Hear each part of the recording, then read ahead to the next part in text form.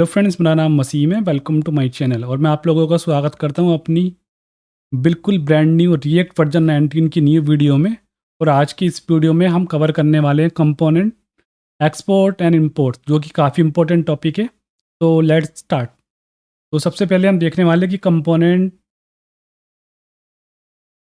Y we need export and import in component. तो जैसा कि आप लोग यहाँ पे देख सकते हैं कि in React we build small usable components.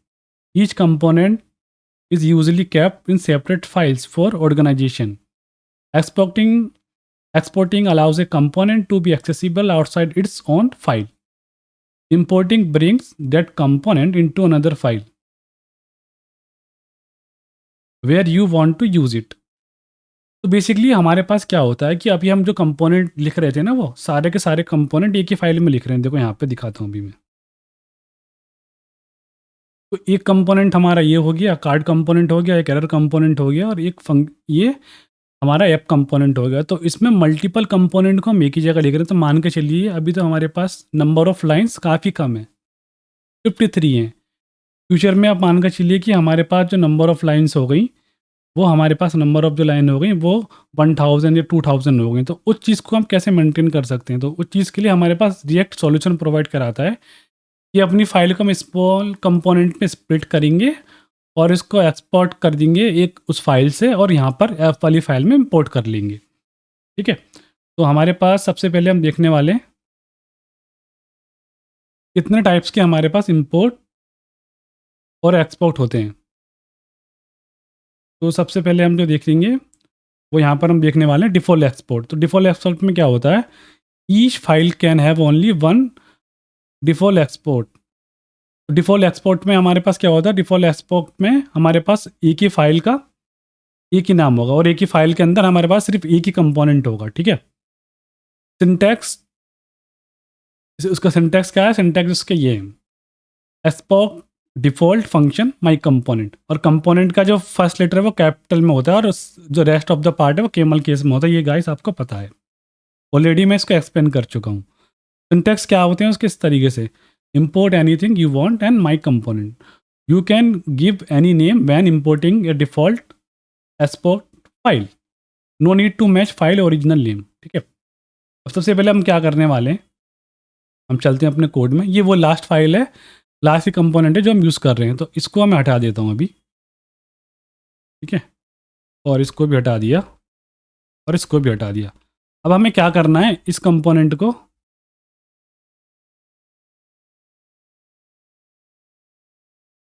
और इसको मैं यहाँ पे कर देता हूँ इस तरीके से।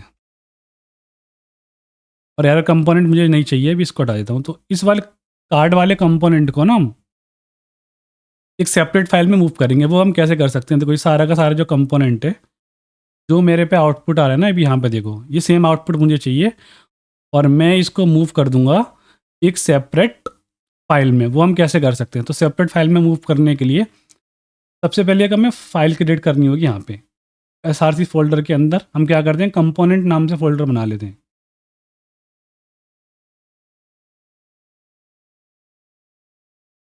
कंपोनेंट्स। ठीक है। अब इसके अंदर हम बनाएंगे कार्ड, जो भी हमारे कंपोनेंट का नाम रहेगा। तो हम यहाँ लिखेंगे कार्ड, और यहाँ पर हमें देंगे एक्सटेंशन .jsx। ठीक है। अब इसके अंदर हम क्या करेंगे, जो भी हमारा जो ये कोड है, कार्ड का पूरा का यहाँ से करेंगे हम Ctrl+X कट करके, और यहाँ पे पेस्ट कर देंगे। ठीक है। अब ये तो हमें बनाना है डिफ़ॉल्ट एक्सपोर्ट। तो कैसे बनाएंगे डिफ़ॉल्ट एक्सपोर्ट? देखो यहाँ पर ये हो गया। अब इस फाइल को, कोड तो हमारा सारा का सारा आ गया, बट इस फाइल को हम एक्सपोर्ट कैसे कर सकते हैं? तो एक्सपोर्ट करने के लिए हमारे पास जो कीवर्ड है वो है एक्सपोर्ट, और यहाँ पे लिखेंगे हम डिफ़ॉल्ट और कार्ड। दैट्स इट गाइस, इतना सिंपल था। ये यहाँ से एक्सपोर्ट हो गया। अब एक्सपोर्ट करने के बाद यहाँ पे इंपोर्ट भी तो करना पड़ेगा। हम इंपोर्ट करने के लिए हम क्या लिखते हैं? तो इंपोर्ट करने के लिए देखो यहाँ पर हमने जैसे यहाँ पर दिखा रखा था, इंपोर्ट करने के लिए यहाँ पे जो जो भी डिफ़ॉल्ट एक्सपोर्ट का हम कुछ भी नाम दे सकते हैं, जो भी नाम चाहते हैं वो, और कंपोनेंट का पाथ। तो हम कैसे देंगे? देखो यहाँ पे इंपोर्ट, यहाँ लिखेंगे हम कार्ड, कार्ड फ्रॉम कंपोनेंट, और यहाँ पे कंपोनेंट और कार्ड के अंदर इस तरीके से अगर मैं जाऊँगा अभी अपने ब्राउज़र पे तो सेम ही आउटपुट आएगा। देखो सेम ही आउटपुट आ रहा है मेरे पास, बिल्कुल सेम आउटपुट आ रहा है। अब कुछ लोग कहेंगे सर हमें पाथ को लेके काफ़ी कन्फ्यूज़न हो रही है, सर हमें याद नहीं हो पाता पाथ, तो उसका सॉल्यूशन बताइए कैसे करेंगे? देखो, इसको अभी हम करते हैं, इसको मैं करता हूँ रिमूव। अगर आपको एरर आ रहा है ना कोई, उसके बाद हम फाइल को सेव कर देंगे और यहाँ पे हम चलेंगे एक्सटेंशन में। हमें एक एक्सटेंशन को डाउनलोड करना है, उसका नाम लिखना है हमें ऑटो इम्पोर्ट। देखो मेरे पास ये वाला एक्सटेंशन है वो ऑटो इम्पोर्ट, ऑलरेडी इंस्टॉल है, तो मैं इसको इंस्टॉल नहीं करूँगा ऑटो इम्पोर्ट को, ठीक है। इसको मैं क्लोज कर देता हूँ। तो आपको यहाँ पे सिंपल इंस्टॉल कर लेना है। उसके बाद फिर क्या करना है आपको, उसके बाद यहाँ पे जो भी कंपोनेंट, फॉर एग्जांपल ये कार्ड कंपोनेंट था ना, इसका पाथ नहीं पता चल पा रहा है, सिंपली यहाँ पे लिखोगे आप कार्ड कंपोनेंट और यहाँ पे इस तरीके से लिख दोगे आप। उसके बाद इसको इंपोर्ट करने के लिए यहाँ डी है ना, जहाँ पे कंपोनेंट का नेम क्लोज हो रहा है, उसके बाद हमें यहाँ प्रेस करना है यहाँ पे control plus space. Control plus space करेंगे तो ऑटोमेटिकली सजेशन हमारे पास आने लगेगा कार्ड कंपोनेंट को आप कहाँ से इंपोर्ट करना चाहते हो। देखो यहाँ पे forward forward slash components card के अंदर से हमने क्या, हाँ यहाँ पे इस तरीके से आप प्रेस कर सकते हैं कंट्रोल प्लस स्पेस, विंडोज़ में है या लिनक्स में है। और अगर आप मैक ओएस यूज़ कर रहे हैं तो आपको प्रेस करना पड़ेगा कमांड प्लस स्पेस। आपको कर्सर वहाँ कहाँ पे रखना है, कर्सर का जो पॉइंटर है ना वो लास्ट में रखना है, बिल्कुल कंपोनेंट के नेम के बाद, ठीक है। ये हो गया। तो इस तरीके से हम क्या यूज़ कर सकते हैं। अब देखो ये कोड कितना क्लीन लग रहा है यहाँ पे, देखो पहले हमने सारा कोड यहाँ भर रखा था ना। ये तो बात हो गई हमारे डिफ़ॉल्ट एक्सपोर्ट की। देखो यहाँ पे मैंडेटरी नहीं है कि जो नाम मैं यहाँ पे दिया हुआ है वहाँ पर दूंगा। देखो यहाँ पर मैं ऐसे भी दे सकता हूँ, यहाँ पे मैं यहाँ भी ये भी दे सकते हैं हम, ABC जो भी हमारा मन करे वो लिख सकते हैं और आउटपुट हमारा सेम रहेगा। देखो सेम है। और देखो अगर यहाँ पर मैं स्मॉल में नेम दूंगा ना तो रिएक्ट का जो कंपाइलर है वो कन्फ्यूज़ हो जाता है कि कंपोनेंट है या फंक्शन है, ठीक है। अब यहाँ पर देखो एरर आ जाएगा हमारे पास। यहाँ देखो एरर आ रहा होगा, यहाँ पे इंस्पेक्ट करके दिखाता हूँ मैं। Uncaught error, reference error, card is not defined, ठीक है। ये एरर आ रहा है हमारे पास, तो वो देखो। अब ये एरर क्यों आ रहा है, क्योंकि रिएक्ट को हमेशा पहला जो लेटर है ना कंपोनेंट का वो कैप से लेना होता है। तो पता चल गया रिएक्ट में हम क्यों पहला जो लेटर है कंपोनेंट का कैपिटल सा दे दें, ठीक है। इस तरीके से हम लिख सकते हैं अब ठीक है। ये तो हो गया हमारा डिफ़ॉल्ट एक्सपोर्ट। अब हम देखने वाले हैं उसको कि एक फाइल और बनाएंगे जिसमें हम मल्टीपल कंपोनेंट एक्सपोर्ट करेंगे, जिसको बोलते हैं हम नेम एक्सपोर्ट। तो उसको भी देख लेते हैं। अब हम नेम एक्सपोर्ट में क्या करेंगे, हम नेम इसमें एक्सपोर्ट में क्या कर सकते हैं हम, you can export multiple things like function variable component from a single file, syntax like my component और यहाँ पर अनदर कंपोनेंट एक्सपोर्ट कर देंगे इस तरीके से। और इम्पोर्ट में इस तरीके से हम यहाँ पे कर्ली ब्रेस का जो रोल है ना वो बहुत बड़ा हो जाता है। यहाँ पे कर्ली ब्रेस का यूज़ करने वाले हैं हम। और यहाँ पे बट जो नेम है ना वो नाम आप अपनी मर्जी से कुछ भी चेंज नहीं कर सकते। जो नाम आपने यहाँ पे दिया है एक्सपोर्ट करते टाइम वो नेम तो इंपोर्ट करते टाइम दोनों को मैच करना होगा, जैसे यहाँ पर और यहाँ पर, ठीक है। और यहाँ पर जैसे मैंने मेंशन किया हुआ है यहाँ पे देखो, the import name must match the exported name exactly, you can export multiple items, ठीक है। अब इसको देख लेते हैं हम तो कैसे बनाएंगे। तो इसके लिए सबसे पहले हम एक फाइल ले लेते हैं और उसको देते हैं हम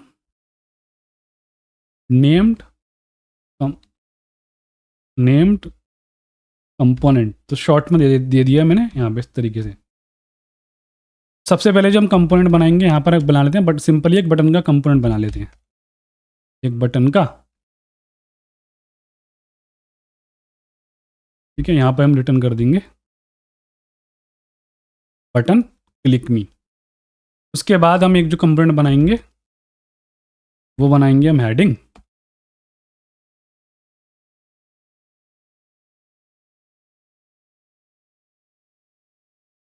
और यहाँ पर रिटर्न हेडिंग। अभी हम इतना ही देखते हैं। उसके बाद यहाँ पे दिखेंगे हम एक्सपोर्ट के अंदर यहाँ लिख देंगे हम बटन और हेडिंग, ठीक है। अब ये बटन और हेडिंग मुझे यहाँ डिस्प्ले करानी है app.js के अंदर। अभी मैं इसको फ्रेगमेंट के अंदर ले लेता हूँ रिएक्ट के, ठीक है। उसके लिए हमें क्या लिखना होगा, इस तरीके से लिखना होगा। उसके लिए हम इंपोर्ट, यहाँ लिखेंगे हम बटन और हेडिंग, कहाँ से, इस वाले पास से, कंपोनेंट्स नेम कंपोनेंट, ठीक है। अब कार्ड के बाद मैं चाहता हूँ कि हमारा जो बटन आ रहा है वो हमारा कॉल हो जाए, और देखो हेडिंग जो आ रही है वो हमारा कॉल हो जाए, जो भी हेडिंग आ रही है वो कॉल हो जाए इस तरीके से, ठीक है। अब हम चलते हैं यहाँ पर, जैसे मैं रिफ्रेश करूँगा और लास्ट में जाऊँगा, एक सेकंड, यहाँ पे कुछ एरर आ गया।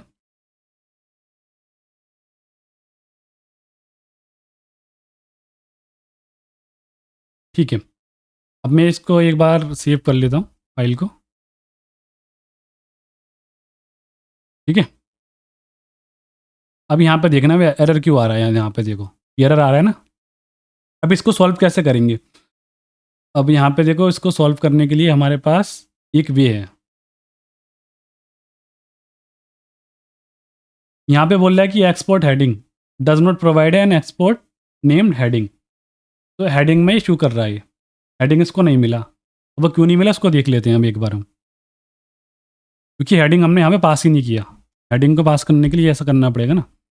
अब चलेंगे, इस तरीके से एरर को रिजॉल्व कर दिया हमने।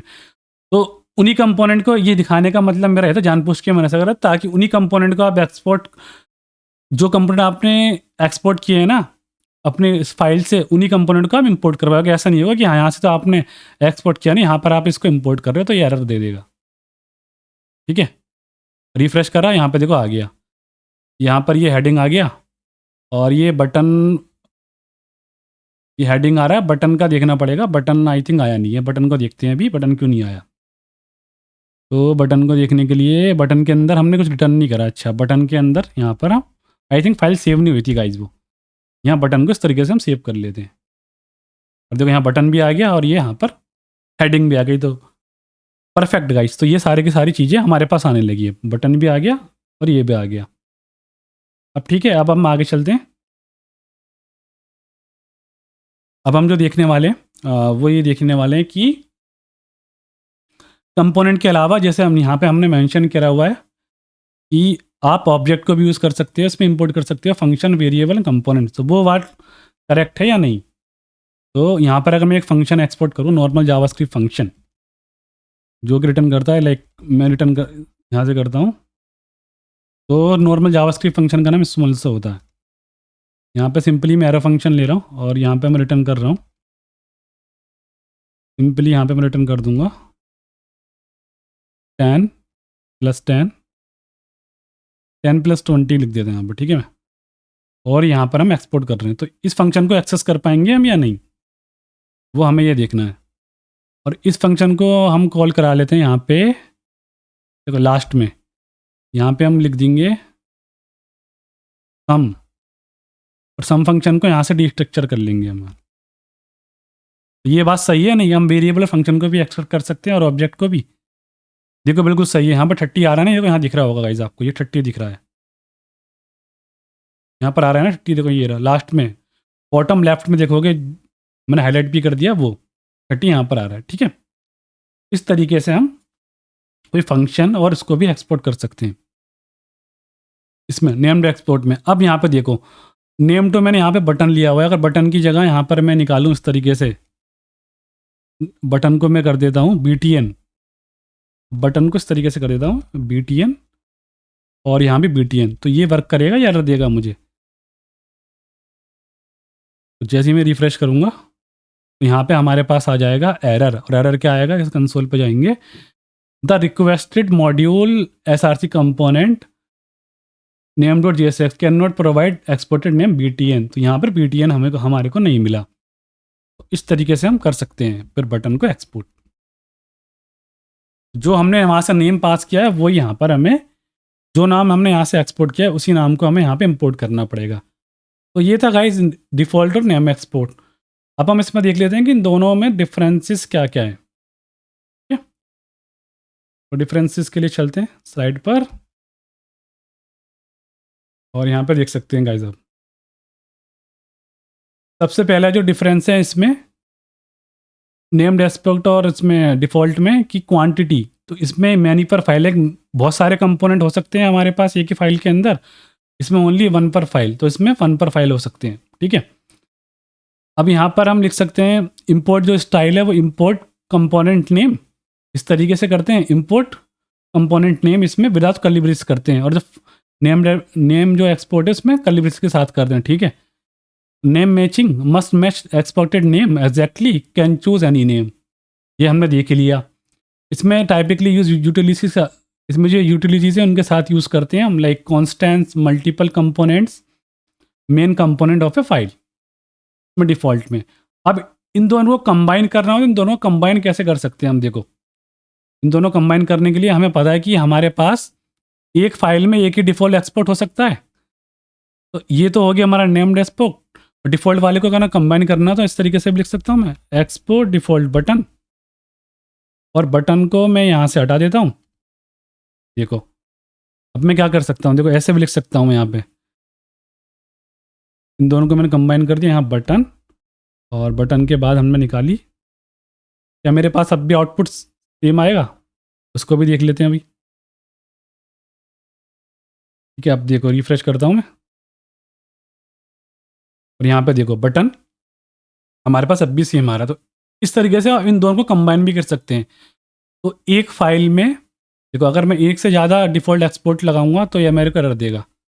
एक फाइल में एक से ज़्यादा डिफ़ॉल्ट एक्सपोर्ट नहीं हो सकता, बट जो नेम है मल्टीपल हो सकते हैं, और इन दोनों को हम कंबाइन भी कर सकते हैं। देखो यहाँ पे बोल रहा है ना ये parsing error duplicate export default, तो डुप्लीकेट का मतलब है एक बार में एक ही हो सकता है हमारे पास।